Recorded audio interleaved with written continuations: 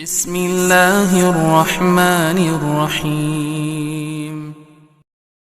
Jadi maksud saya kalau orang cari hidayah, dia pasti mendapat. Allah Maha Adil. Seandainya dia berusaha mencari hidayah, ternyata tidak dapat hidayah, dia pasti dapat uzur. Dia akan bisa berhujah di hadapan Allah. Ya Allah, saya sudah cari kok. Anda tidak memberikan kepadaku. Engkau tidak memberikan hidayah kepadaku. Ya. Tapi kenyataannya kalau orang cari hidayah, dia pasti dapat.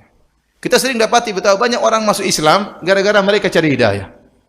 Mereka berusaha mencari kebenaran, membaca kitab-kitab suci agama lain, kemudian baca Al-Quran, tapi dengan syarat hatinya bersih, membersihkan dari kepentingan-kepentingan duniawi.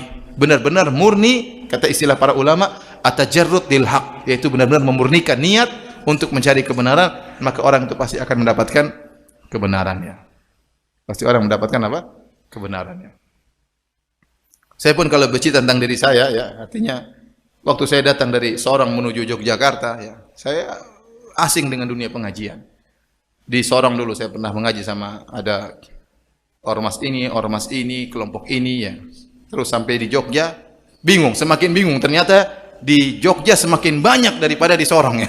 Semakin banyak macam-macamnya. Sampai saya berdoa terus kepada Allah Subhanahu wa taala. Dan saya pergi ke pengajian mana-mana saja saya pergi. Pergi ini saya datang, pengajian itu saya datang. Sampai Islam Jamaah pun saya datang. Ketemu dengan ustadznya saya ketemu. Saya cuek aja pokoknya. Saya berusaha dialog sama ustadznya, padahal saya nggak punya ilmu. Tapi saya tidak peduli. Pokoknya saya berusaha mendatangi yang dibilang sesat, nggak sesat. Saya berusaha. Saya ingin buktikan kepada Allah saya telah berusaha. Saya buktikan kepada Allah saya telah berusaha. Saudara, alhamdulillah, ya.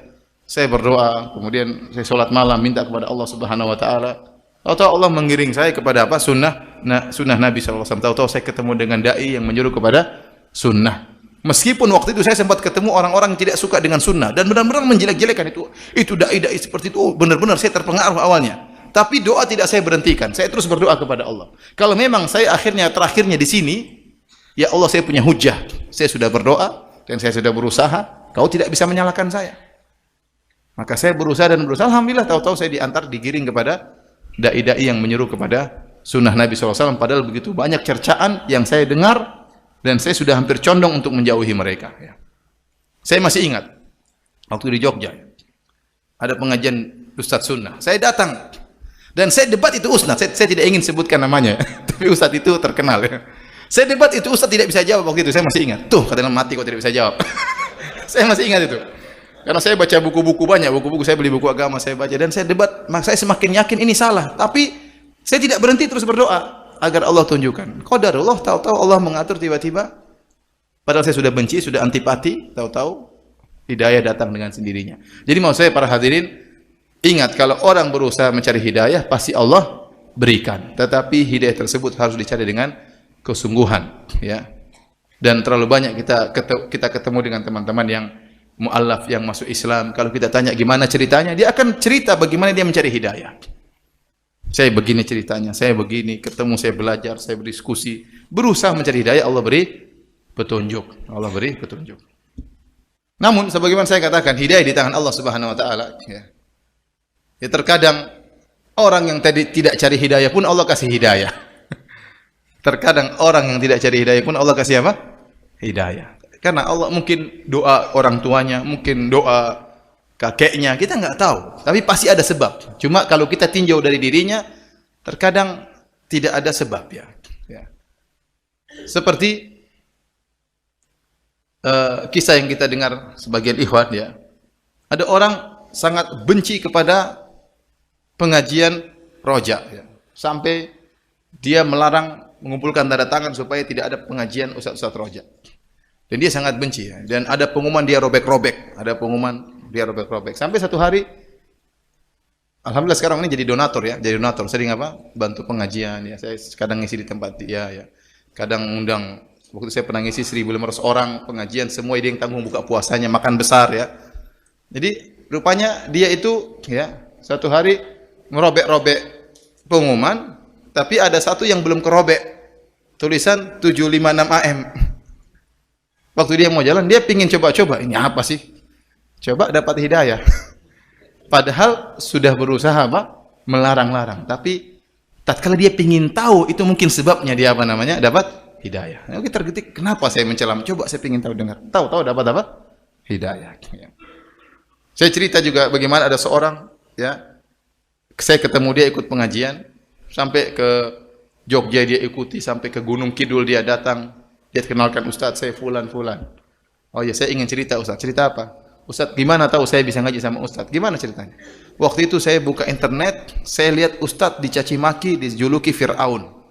Saya penasaran, ini Fir'aun kayak apa ini? Kok bisa dijuluki apa? Fir'aun. Saya penasaran, maka saya putar-putar. Oh, Fir'aun kayak gini. Akhirnya saya datang sekarang. Jadi terkadang tadi dia urusan bukan mencari hidayah, tapi ingin tahu aja. Tahu-tahu Allah kasih apa? Hidayah. Akhirnya mengenal sunnah. Ya. Akhirnya mengenal sunnah. Taib, hadirin hadirat yang dirahmati Allah Subhanahu wa taala, kita ingat juga kisah siapa? Dimat Al-Azdi. Dimat Al-Azdi dalam Sahih Muslim masuk Islam kenapa? Gara-gara ingin menyembuhkan Nabi. Niatnya baik. Nabi SAW dituduh sebagai majnun, orang gila. Saking seringnya dia dengar Muhammad ini orang gila, dia berniat baik. Dia cari itu Nabi Muhammad di Mekah. Cari, ingin tahu mana Muhammad yang gila tersebut. Kok terkenal sekali orang gila ini? Saya ingin menyembuhkan dia. Akhirnya ketemu dengan Rasulullah. Dia mengatakan, Muhammad, saya dengar Anda gila ya. Saya ini bisa menyembuhkan orang gila. Maukah saya sembuhkan Anda? Ya, subhanallah. Ini luar biasa ya. Jadi saya tidak bayangkan kalau ada orang datang kepada saya, Firanda, saya dengar kamu gila, Firanda. Itu perasaan yang sangat menyedihkan ya.